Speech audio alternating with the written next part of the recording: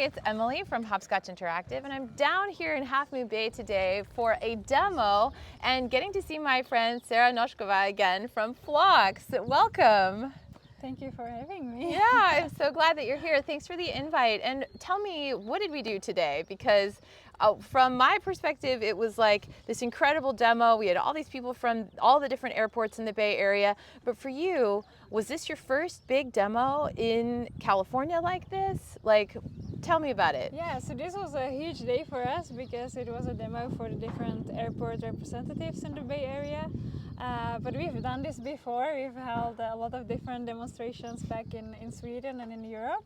But it was important for us to showcase the technology and showcase the ability of the drone to detect and deter wildlife as well, and showcase the herding and capabilities that we have.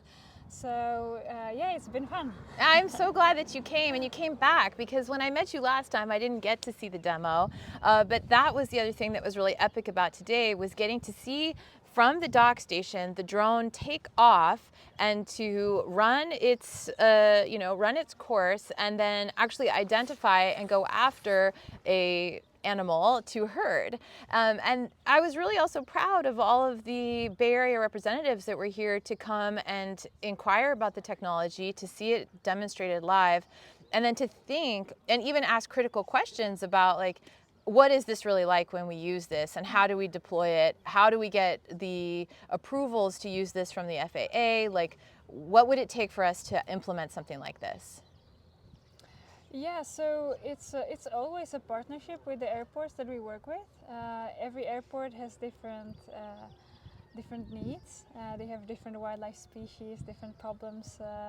But it's important to just find a way to start, and we are engaging with different authorities and different regulatory bodies as well, because we see that we would like to have our system as some kind of standard for wildlife management in the future. So now we need to just start somewhere and work our way.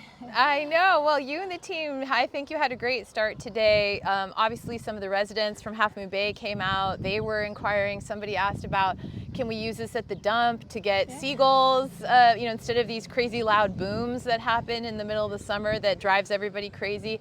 Somebody asked about using it on their private residence. I think you got the wheels turning for everybody about, first of all, what it's like to be working with technology and a drone in a way that helps humans, and also helps us solve these problems in innovative ways. So I'm excited for you. It's so nice to meet back up with you after a year of hard work. You guys also just won an award, I know, in Sweden for innovation. Or tell me about the award that you just won.